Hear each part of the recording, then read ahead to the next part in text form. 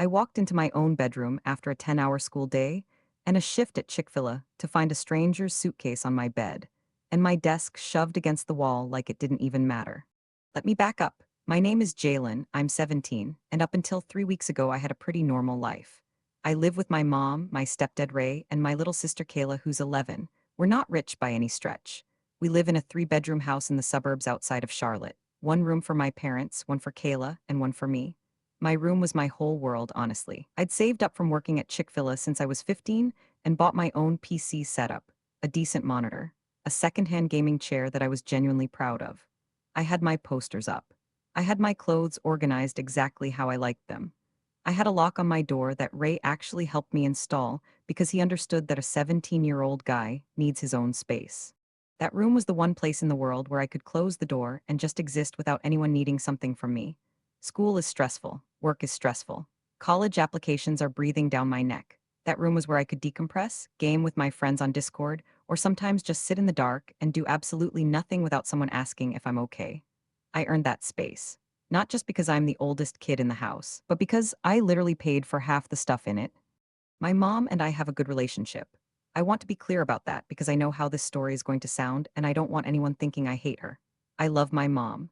She works 2 jobs and she's been holding this family together since before Ray came into the picture. But there's this thing about my mom that has always driven me insane, and it's that she cannot say no to her family. I mean her side, the extended family, the aunts, the uncles, the cousins, if any one of them calls with a problem.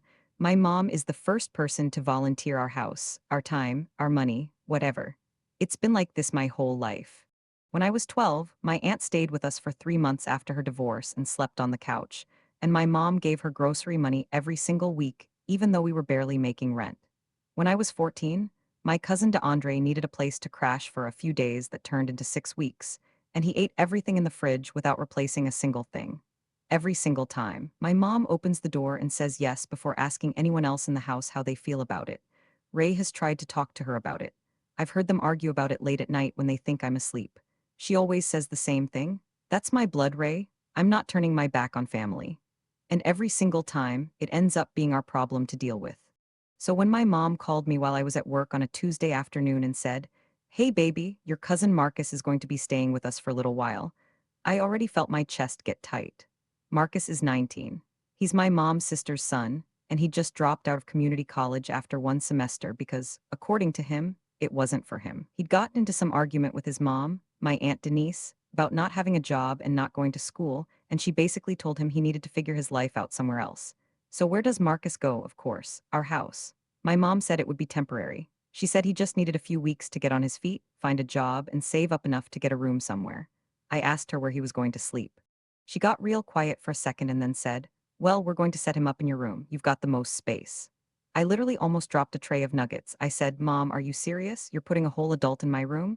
And she said in that voice she uses when she's already made up her mind but wants to pretend she's being reasonable, "Jalen, it's not permanent. He's family. I need you to be flexible right now."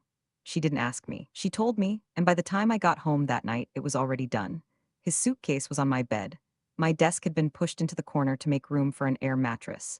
My chair was in the hallway because there wasn't enough floor space. I stood in my own doorway, and I didn't even recognize my room. The first few days I tried to be cool about it. I really did. I told myself it was temporary, that Marcus was family, that I just needed to be patient. But here's the thing about Marcus, he has absolutely zero awareness of other people's space. He stays up until 2 or 3 in the morning watching videos on his phone with the volume on. Not low volume, not earbuds. Full speaker volume at 2 a.m. when I have school at 7. I asked him on the second night to please use headphones and he laughed and said, "Bro, relax, it's not that loud." It was that loud. He leaves his clothes everywhere. Not in a pile, not in a corner, everywhere. Draped over my chair that got moved back in, thrown on top of my PC tower, hanging off the edge of my desk. He used my body wash without asking. He ate snacks I bought with my own money from my mini fridge that I paid for. And the worst part, the part that still makes my blood pressure spike when I think about it, he moved my PC setup. He actually unplugged my monitor and shifted my whole desk arrangement so he could have a better angle for the TV that my parents put in there to keep him entertained. I came home from school and my monitor was pushed sideways, one of my cables was kinked, and he was sitting in my gaming chair watching YouTube like he owned the place. I lost it. I didn't yell. I didn't curse. But I looked at him and said, "Marcus, you cannot touch my stuff. I bought all of this with my own money." You need to ask me before you move anything. And he gave me this look, this condescending, older cousin look, and said, "It's not that deep, little cuz. I just needed some space. You'll be okay." I went straight to my mom. I told her everything. I told her he was keeping me up, messing with my things, eating my food, and that I couldn't study, couldn't sleep, and couldn't even exist in my own room anymore. She listened. She nodded. And then she said, "I'll talk to him." She didn't, or if she did, it didn't change anything. 3 days later, nothing was different. I went to Ray, and he looked at me with this exhausted expression and said, "I've tried, Jalen. You know how your mom is about her family." That's when I made a decision that I'm still not sure was right or wrong. I waited until everyone was out of the house one Saturday afternoon. My mom and Ray were at the grocery store. Kayla was at a friend's house. Marcus had gone to hang out with some guy he knew from high school. I went into my room and I moved all of Marcus's stuff out, all of it. His suitcase, his clothes, his shoes, his phone charger, his stupid Bluetooth speaker. I put everything neatly in the living room next to the couch. Then I deflated the air mattress and folded it up and put it out there too. I moved my desk back, reconnected my setup exactly the way it was, put my chair back in its spot, and I locked my door. When my mom got home and saw all of Marcus's things in the living room, she came straight to my door and knocked. I opened it, and before she could even start, I said, "Mom, I love you and I respect you, but I am not sharing my room anymore. He can sleep on the couch or he can sleep in the living room, but I am done. I have school, I have a job, I am trying to get into college, and I cannot do any of that when someone is destroying my space every single day." She stared at me for what felt like a full minute. Then she said, "You don't get to make those decisions in my house, Jalen." And I said something I probably shouldn't have. I said, "Well, then maybe I need to stop paying for things in your house since I don't get a say in anything." The look on her face, I'll never forget it. It was hurt, real, deep hurt. She turned around and walked away without another word. Ray found me 20 minutes later and told me I'd crossed a line. He said he understood where I was coming from, but that I'd disrespected my mother in her own home and I needed to apologize. Marcus came back that night, saw his stuff in the living room, and gave me this look like I'd declared war. He didn't say anything to me. He didn't have to. The house went completely silent. Nobody talked at dinner. Kayla kept looking back and forth between everyone like she was watching a bomb countdown. My mom didn't look at me for 2 full days. Here's the part that messed me up the most. On the third day of the silent treatment, I overheard my mom on the phone with Aunt Denise.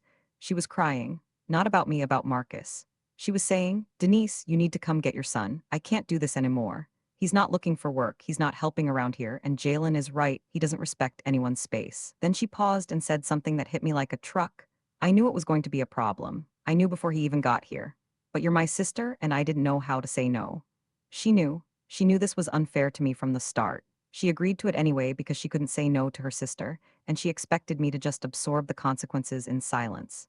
Marcus moved out 4 days later. Aunt Denise came and picked him up, and from what I heard, it was not a pleasant car ride home. My room is mine again. My setup is back exactly how I had it.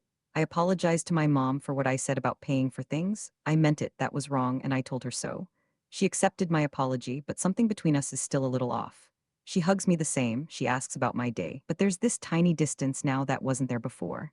I don't know if she's still hurt, or if she's embarrassed that I was right, or both. I think about it a lot.